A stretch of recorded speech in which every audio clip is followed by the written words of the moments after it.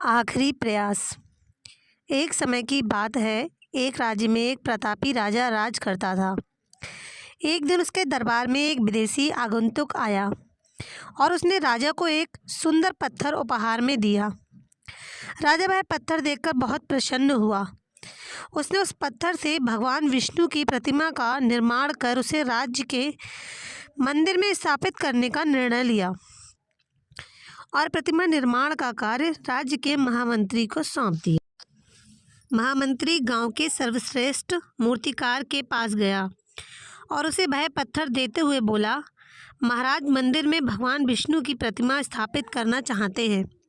7 दिवस के भीतर इस पत्थर से भगवान विष्णु की प्रतिमा तैयार कर राजमहल पहुंचा देना। इसके लिए तुम्हें 50 स्वर्ण मुद्राएं दी जाएंगी। 50 स्वर्ण मुद्राओं की बात सुनकर मूर्तिकार बहुत खुश हो गया और महामंत्री के जाने के उपरांत प्रतिमा का निर्माण कार्य प्रारंभ करने के उद्देश्य से अपने औजार निकाल लिए। अपने औजारों में से उसने एक हथौड़ा लिया और पत्थर तोड़ने के लिए उस पर हथौड़े से वार करने लगा, किंतु पत्थर जस का तस रहा। मूर्तिकार ने हथौड़े के कई बार पत्थर पर किए, किंतु पत्थर नहीं टूटा। 50 बार प्रयास करने के उपरांत मूर्तिकार ने अंतिम बार प्रयास करने के उद्देश्य से हथौड़ा उठाया, किंतु यह सोचकर हथौड़े पर प्रहार करने के पूर्व ही उसने हाथ खींच लिया कि जब 50 बार वार करने से पत्थर नहीं टूटा तो अब क्या टूटेगा। वह पत्थर लेकर वापस महामंत्री के पास गया और उसे यह कहकर वापस कराया कि इस पत्थर को तोड़ना नामुमकिन है, इसलिए इससे भगवान विष्णु की प्रतिमा नहीं बन सकती।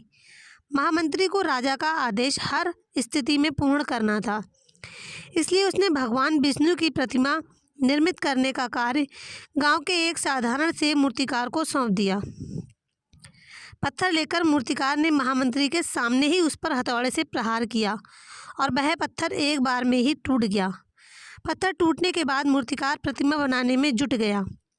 इधर महामंत्री सोचने लगा कि काश पहले मूर्तिकार ने एक अंतिम प्रयास और किया होता तो सफल हो गया होता और 50 स्वर्ण मुद्राओं का हकदार बनता। शिक्षा। कई बार हम अपनी मंजिल से बस एक कदम दूर होते हैं, लेकिन कई बार असफल होने के कारण अपना हौसला खो देते हैं और एक आखिरी बार प्रयास न करने के कारण अपनी मंजिल खो देते हैं।